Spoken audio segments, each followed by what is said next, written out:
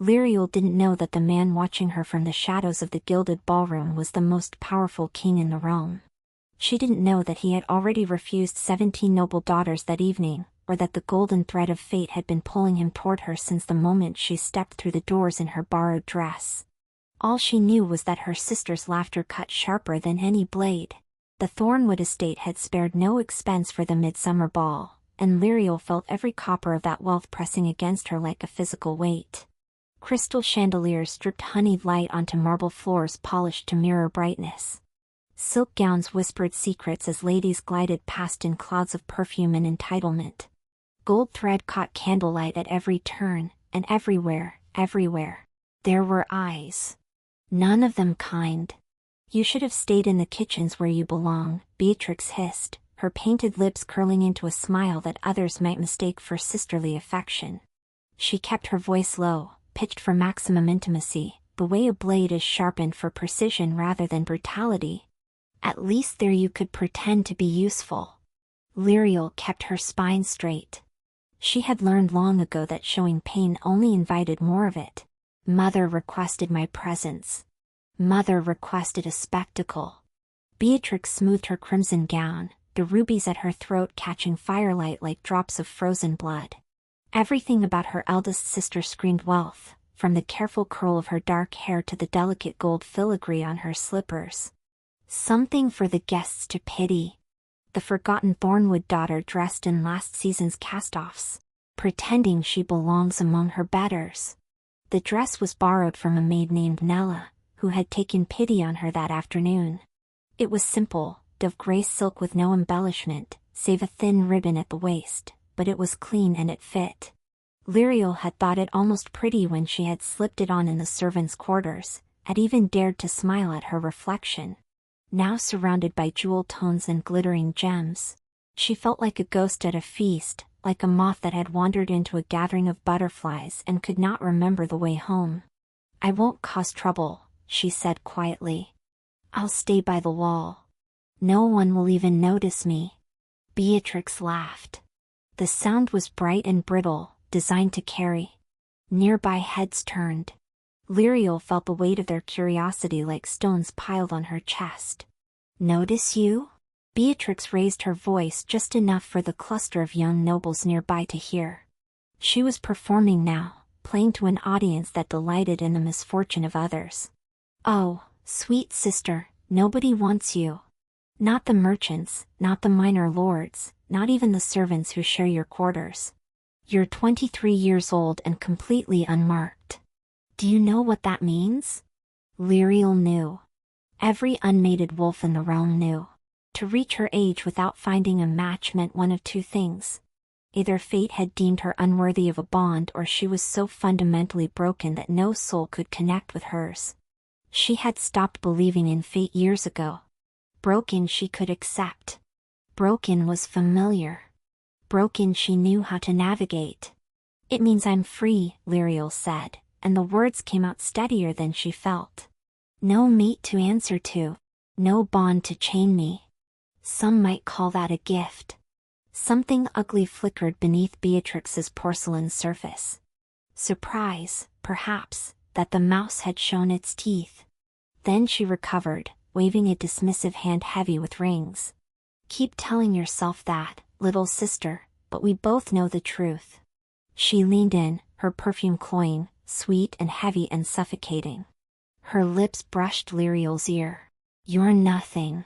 You have nothing. And when father finally tires of housing his embarrassment, you'll have nowhere to go. No one will take you in. No one will mourn your absence. You'll vanish, and the world will keep spinning as if you never existed at all." She swept away in a rustle of silk, leaving Lyriel alone beside a marble pillar that had stood for centuries. The music swelled. Couples took to the floor in a swirl of color and coordinated grace. Lyriel pressed herself against the cold stone and tried to remember how to breathe.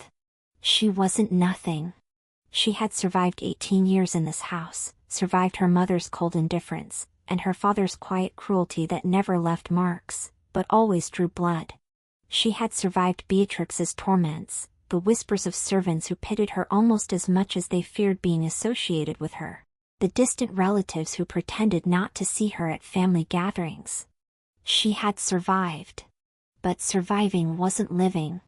And lately, Lyriel had begun to wonder if there was any difference worth noting. The first time she felt it, she thought she was ill. A strange warmth bloomed in her chest without warning, spreading outward like spilled honey across cold bread. Her skin prickled. The fine hairs on her arms stood at attention. Her heart, which had been beating its usual steady rhythm, suddenly stumbled over itself and began to race. Lyriel pressed a hand to her sternum, confused. She had eaten little today, nerves stealing her appetite. But this didn't feel like hunger. It felt like anticipation, like standing at the edge of a cliff in the dark and feeling the wind rise to meet her. Like the moment before lightning strikes, when the air turns to static and silver, like something was coming. She looked up. Across the ballroom, through the crush of bodies and the haze of candlelight, a man was watching her. No, not watching, seeing her. There was a difference, she realized, and it stole the breath from her lungs with the force of a physical blow. He was tall, impossibly so, broad-shouldered in a way that spoke of power earned rather than inherited. Dressed in black, so dark it seemed to drink the light around him, he stood apart from the jewel-toned nobility, like a shadow given form. His hair was the color of a raven's wing, swept back from a face that looked carved from stone by an artist who understood both beauty and brutality. Sharp cheekbones, strong jaw shadowed with stubble, a mouth set in a line that might have been stern if not for the slight curve at one corner that suggested dangerous things. But it was his eyes that pinned her in place. Even from this distance, she could see they were pale, ice blue or silver or something in between, blazing with an intensity that made her want to run and never stop. She didn't run. She couldn't move at all. The warmth in her chest pulled tight like a thread being drawn taut between them. Like something inside her was reaching for something inside him, straining toward connection with a desperation that frightened her. Lyriel had heard stories of the bond, the mystical connection between fated mates that transcended logic or choice or station. She had dismissed them as fairy tales told to comfort those who hadn't found their match. Now standing frozen while a stranger's gaze burned through her like sunlight through glass, she wondered if she had been terribly wrong. The man moved. The crowd parted for him like water around a stone. No one jostled him. No one blocked his path. Lyriel watched nobles bow their heads as he passed. Saw ladies curtsy without daring to meet his eyes. A murmur rippled through the room, carrying his presence like wind, carrying the scent of smoke. Whoever he was, he commanded a respect that bordered on fear. He didn't look at any of them. His attention never wavered from her, from the girl in the borrowed gray dress pressed against a pillar, forgotten by everyone except him. 10 feet away, 5. Close enough now that she could see the silver threading through his irises like veins in marble. The faint scar that traced his left temple in a pale crescent, the way his chest rose and fell with carefully controlled breaths that suggested he was fighting for composure as desperately as she was. Close enough to feel the heat radiating from his body, cutting through the ballroom's chill like a blade. He stopped before her. The music continued a waltz, something bright and elegant. But Lyriel could no longer hear it over the thunder of her own pulse in her ears. "You," he said. His voice was low, rough, like gravel wrapped in velvet. It did something to her spine. That voice made her want to lean into it like warmth from a fire. "What is your name?" Lyriel's mouth had gone dry. She should curtsy. She should lower her eyes, defer, submit.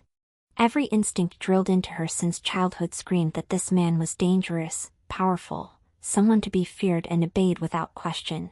Instead, she lifted her chin. Does it matter? Something flickered in those silver eyes. Surprise, perhaps, or amusement, or something more complicated. Something that looked almost like hunger. "It matters to me." "Then you're the first person in this room who cares." The words escaped before she could stop them. Bitter, honest, the kind of honesty that had earned her more than one slap from her mother, more than 1 week of denied meals. The stranger didn't flinch. He tilted his head, studying her with an intensity that made her skin burn and her knees threaten to buckle. "You're the Thornwood daughter," he said. It wasn't a question. "The one they keep hidden." "I'm not hidden. I'm ignored." "There's a difference." "There is." He took a step closer and Lyriel's back pressed against the pillar, trapped between stone and heat, between her past and something unknown. "You stood by this pillar for 20 minutes. Not a single person spoke to you. Not a single person asked you to dance. Your own sister publicly humiliated you while nobles watched and laughed." His jaw tightened, a muscle jumping beneath the skin. "And yet you didn't cry, didn't flee. You stood here like a queen surveying her kingdom. As if their cruelty couldn't touch you." Lyriel swallowed. Her throat felt raw. "You were watching me. I couldn't stop." The admission hung between them, heavy with meaning she didn't fully understand.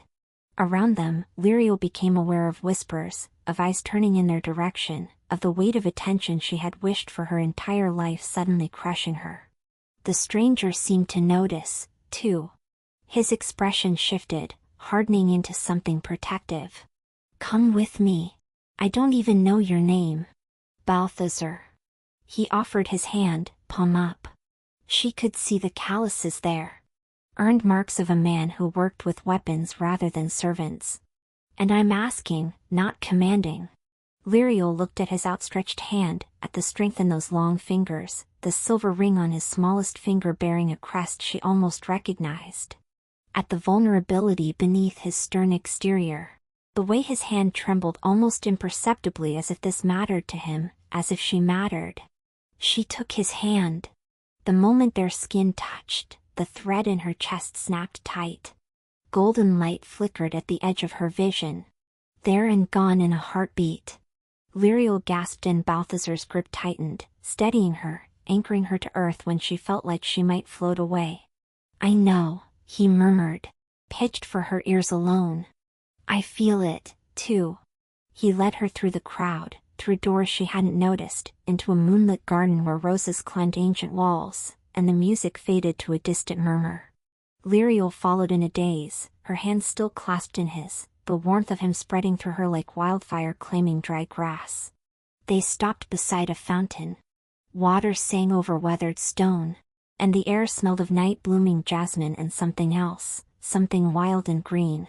Moonlight turned everything to silver. "You feel it," Balthazar said. Not a question, a certainty. Lyriel nodded. She couldn't deny it. Not with his hand in hers. Not with every nerve in her body singing a frequency she had never known existed. "I've waited for this." His voice cracked just barely on the last word. "For you, for years. Every ball, every gathering, every treaty negotiation that dragged me to another godforsaken noble house. I was looking. I was always looking. You don't know me. I know you've been hurt. I can see it in the way you hold yourself. Like you're always waiting for the next blow. Like kindness is a trick you've learned not to trust." He released her hand, but only to cup her face, his thumbs brushing her cheekbones with devastating gentleness. "I know you're strong, stronger than anyone in that ballroom realizes. And I know that the bond between us is real." Lyriel's eyes burned. She blinked rapidly, fighting against hope. Hope was dangerous. Hope was a door left open in winter, letting in cold that killed. Why me? The question felt like tearing out her own heart and offering it up for judgment. "I'm nobody. I have nothing. I can't give you alliances or lands or heirs that anyone would accept. You're everything." He said it like it was simple, like it was true, like there was no other possible answer. "You're the other half of my soul. I would burn kingdoms to keep you safe. I would tear the stars from the sky if you asked me to. I don't even know who you are."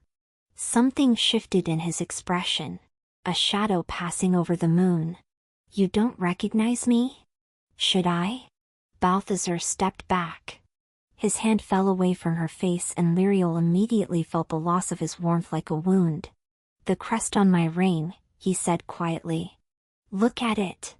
She looked, really looked this time. A wolf's head crowned with thorns, silver on black, the symbol that flew from banners across the northern realm. The symbol of the Alpha King. The realization hit her like a physical blow. She stumbled back, her hand flying to her mouth, her heart hammering so hard she could taste copper. "You're Balthazar Venthis, Alpha King of the Northern Realm." His voice was flat, waiting. Does that change things? Lyriel's mind raced. The Alpha King, the most powerful wolf in existence, ruler of territories that stretched from the Frost Mountains to the Ember Sea. Stories about him were told in whispers, his ruthlessness in battle, his iron grip on his kingdom, the trail of broken enemies he had left in his wake. He had united warring factions through sheer force of will. He had faced down rebellions and emerged stronger. He was legend. And she had just told him he was the first person in the room who cared about her name. "I insulted you," she breathed. "I was rude. I didn't show proper respect. You were honest." Balthazar's eyes softened, the silver warming to something almost tender. "Do you know how rare that is? Everyone in that ballroom wants something from me. Power, money, protection, territory. They see a crown before they see a man. You didn't even know who I was. And you still spoke to me like I was a person, not a title. I thought you were just some arrogant lord." The corner of his mouth twitched. "I am arrogant. I'm also your mate." The word hung between them. Fated. Bound by something older than kingdoms and stronger than fear. "This is insane," Lyriel whispered. "I'm nobody. My own family treats me like a servant. I don't have a dowry. I don't have connections. I have nothing to offer a king. You have yourself." Balthazar closed the distance between them again. Slower this time, giving her room to flee. "She didn't. That's more than enough. The court will never accept me. The court will accept whoever I tell them to accept. Your family has treated you abominably." His voice hardened, taking on an edge that reminded her this was not just a man, but a king who commanded armies.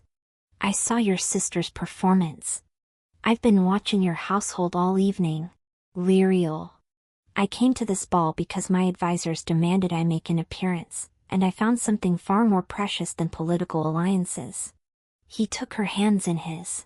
Both of them this time, cradled between his palms like something fragile and valuable and worth protecting. "I won't force you," he said. "The bond doesn't work like that. You have a choice. You'll always have a choice with me. But I'm asking you to consider it.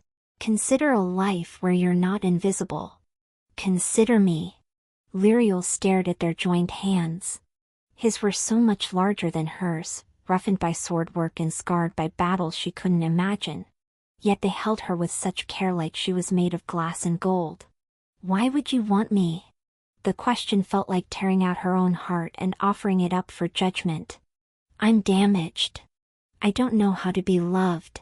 I've spent my whole life surviving and I don't know if I can be anything more than that."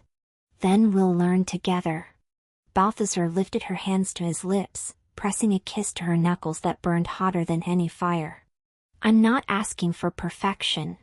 I'm asking for a chance." Before she could respond, voices drifted from the ballroom. Raised voices, angry ones. "That's my father," Lyriel said, dread pooling in her stomach like cold water. Balthazar's expression shifted. The tenderness vanished, replaced by something cold and predatory. His eyes hardened to chips of ice. "Then let's go remind him who his daughter belongs to now." They returned to the ballroom together, hand in hand. The whispers that had been soft before erupted into a roar of speculation. Lyriel saw her father at the center of the room. Face purpling with rage, her mother beside him clutching a handkerchief as though propriety could shield them. And Beatrix, standing slightly behind them, her crimson gown suddenly garish against the elegant backdrop, her smile frozen on her face in a mask of disbelief. "There she is!" Lord Thornwood's voice boomed across the dance floor. "Lyriel, come here immediately. You've embarrassed this family enough for one evening." Lyriel felt herself shrink, old instincts surfacing like bodies in a flood, but Balthazar's hand tightened on hers, and his thumb stroked across her palm in silent reassurance. "Lord Thornwood." Balthazar's voice cut through the noise like a blade through silk. Conversation died. The orchestra stumbled to silence. "A word, if you please." The color drained from her father's face. "Your Majesty. I didn't realize, that is. I wasn't informed." "No, you weren't." Balthazar moved forward, drawing Lyriel with him. "Because you were too busy parading your titled daughter before me like a prize mare to notice that your king was watching something far more interesting." Beatrix made a small strangled sound. "I've spent the last hour in this ballroom," Balthazar continued, his voice carrying to every corner of the room. "No one moved. No one breathed. I've seen your hospitality on full display, Lord Thornwood. I watched your heir mock her own sister in public. I watched your guests treat Lady Lyriel as if she were invisible. I watched you and your wife ignore her entirely, as though she were a stain you hoped no one would notice." Lord Thornwood sputtered. We didn't, Your Majesty. Lyriel is mine." The word fell like a hammer on stone. "I don't know what she did to earn your contempt," Balthazar said, "and frankly, I don't care. But I need you to understand something." He released Lyriel's hand only to wrap an arm around her waist, pulling her against his side in a gesture that declared ownership and protection in equal measure. "This woman is my fated mate, my bond, my future queen. Anyone who disrespects her disrespects the crown, and I do not take insults to my crown lightly." The silence was absolute. A pin dropping would have sounded like thunder. Lyriel watched her family's faces cycle through shock, disbelief, and finally sickening obsequiousness. Her mother recovered first, sweeping forward with a brilliant smile that didn't reach her eyes. "Your Majesty, what wonderful news!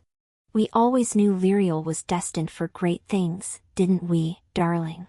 We've been preparing her for this moment all her life." Lord Thornwood nodded vigorously. Yes, of course. Our beloved daughter, always such a treasure." "Enough." Balthazar's voice was ice and iron. "Lady Lyriel and I will be departing. You'll receive formal communication from my court regarding her transition to the palace." He turned, guiding Lyriel toward the doors. But Beatrix stepped into their path, her mask of composure cracking to reveal something desperate and ugly beneath. "This isn't possible," she hissed. "She's nothing. She's unmarked, unremarkable. She is everything," Balthazar said calmly. "And you are in my way."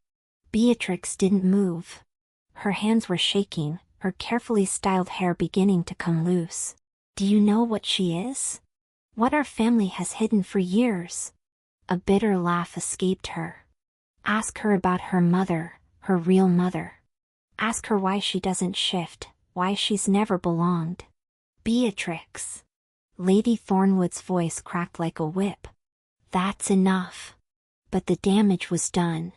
Lyriel felt the words like physical blows, each one landing on a wound she had tried desperately to forget.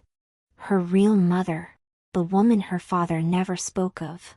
The reason she was different, other, wrong. She pulled away from Balthazar, wrapping her arms around herself. "Lyriel." His voice was gentle now, stripped of its royal authority.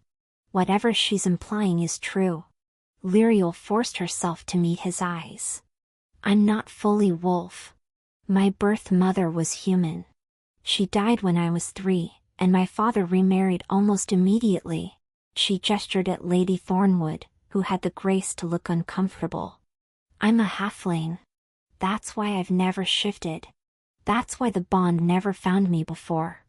That's why I'm—" She stopped. The bond, but she had felt it, was still feeling it. the golden thread between them thrumming with warmth and life. Balthazar stared at her for a long moment. Then he started to laugh. The sound was unexpected, warm and rich, filling the silent ballroom. "That's it? That's your family's great secret?" He shook his head, something fierce and bright burning in his eyes. "Lyriel, I don't care if you're half human, half fae, or half mountain troll. The bond doesn't care about bloodlines. It doesn't care about what you can or cannot shift into. It cares about souls." He crossed to her in 2 strides, cupping her face in his hands with a tenderness that broke something inside her. "I felt you the moment you walked into this room. My wolf has been howling for you since you took your first breath inside these walls. Human blood or not, you're mine and I'm yours, if you'll have me." Lyriel searched his face for doubt, for hesitation, for any sign that this was some elaborate cruelty, a twist of fate designed to break her more completely than anything before. She found only truth, only love, only a future she had never dared to imagine. "Yes," she whispered. "I'll have you." Balthazar kissed her. It wasn't gentle.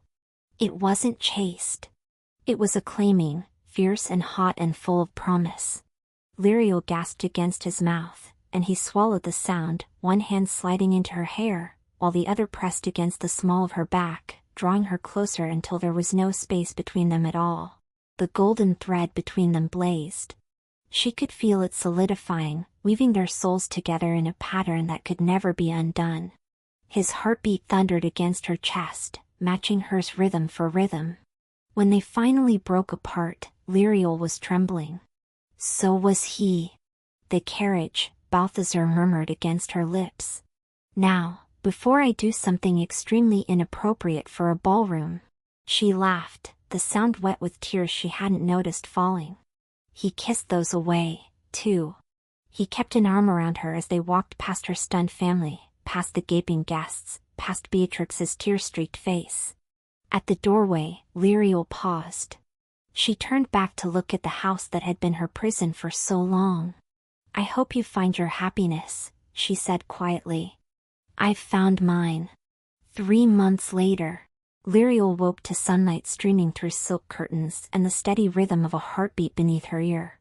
She smiled, burrowing closer to the warmth. Balthazar's arm tightened around her, his fingers tracing lazy patterns on her hip. "Morning," he murmured into her hair. "Morning." She tilted her head up to kiss his jaw, feeling the scratch of stubble against her lips. "How long have you been awake?" "A while. I was watching you sleep." "That's creepy." "It's romantic." He rolled them over, bracing himself above her, silver eyes soft with a love that still stole her breath. "My mate, my queen. Still the most beautiful thing in any room." Lyriel laughed, the sound bright and unfamiliar even now. 3 months of this and she still couldn't quite believe it was real. The palace with its soaring towers and endless gardens. The court that had embraced her with surprising warmth once they realized she was no threat to their ambitions. The people who bowed when she passed, not with pity, but with genuine respect. And Balthazar. Always Balthazar. Every morning, every night, and all the moments in between. "The ambassador from the Eastern Territories arrives today," she reminded him. "You have meetings until lunch. Then let's stay in bed until lunch. The kingdom will collapse. Let it." He kissed her nose. "I'll rebuild it tomorrow." She pushed at his chest, laughing. "Go be a king. I have my own responsibilities." It was true. In 3 months, Lyriel had found her footing in ways she never expected. She had established a shelter for abandoned children in the lower city, a place where halflings and orphans could find safety and belonging. She had begun mediating minor disputes between noble houses, her outsider's perspective proving unexpectedly valuable. She had learned to ride, to dance, to hold her own in the verbal sparring matches that passed for court entertainment. She had learned to be happy. "A letter arrived for you this morning," Balthazar said, suddenly serious. "From the Thornwood estate." Lyriel stilled. "My father?" Your sister, Beatrix? She hadn't spoken to her family since the night of the ball. There had been formal communications, of course, cold letters of congratulation and carefully worded requests for audience that Balthazar had intercepted and denied, but nothing personal, nothing direct. What does she want? I didn't open it. It's yours to read or burn as you choose. Lyriel sat up, wrapping the silk sheet around herself. Through their bond, she could feel Balthazar's concern, his protective instincts rising like hackles. He would rip the letter to shreds if she asked. He would storm the Thornwood estate and demand apologies. He would wage war against anyone who had ever hurt her. But that wasn't what she needed. I'll read it, she decided. Later. Whatever poison she's written can't touch me anymore. Balthazar sat up behind her, wrapping his arms around her waist and resting his chin on her shoulder. You're stronger than they ever gave you credit for. I had to be. She leaned back into his warmth. But I don't have to be strong alone anymore. Later that afternoon, after Balthazar had gone to his meetings and Lyriel had spent the morning at the children's shelter, she sat in the palace gardens with the unopened letter in her hands. The seal was burgundy wax. The handwriting was precise and familiar. Her heartbeat steady, no longer racing at the thought of her sister's cruelty. She broke the seal. Sister, the letter began. I don't expect your forgiveness, and I won't insult you by asking for it. But I find myself unable to sleep these past months. Unable to look at myself in the mirror without seeing the creature who tormented you for so many years. I was jealous. I have always been jealous of you, though I could never admit it. You had something I could never possess.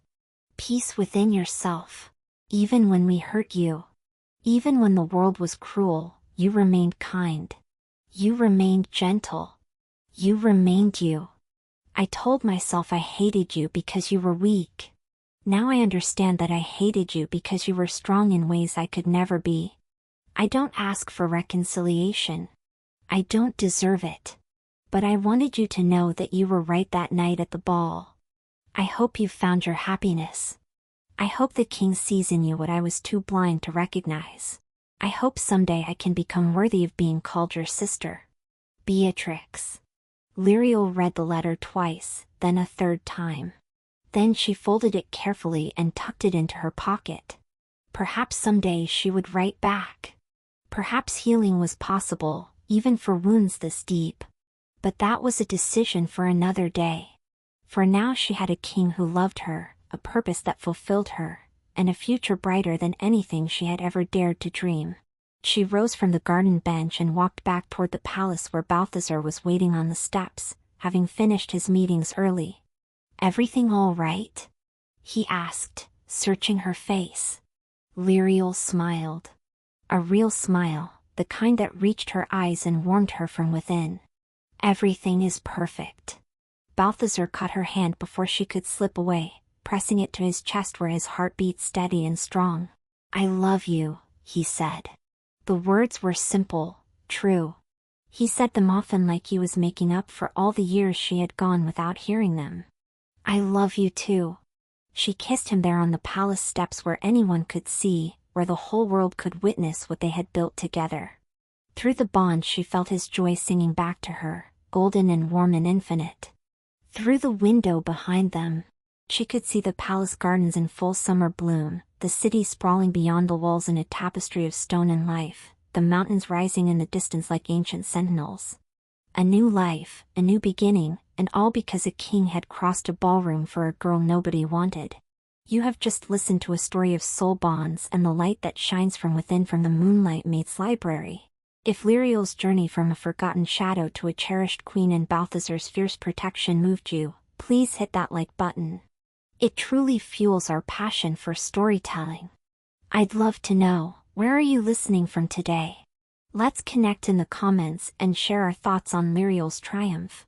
For more tales of fated destiny and love that sees the truth, don't forget to subscribe and ring the bell. Until the next chapter, sweet dreams.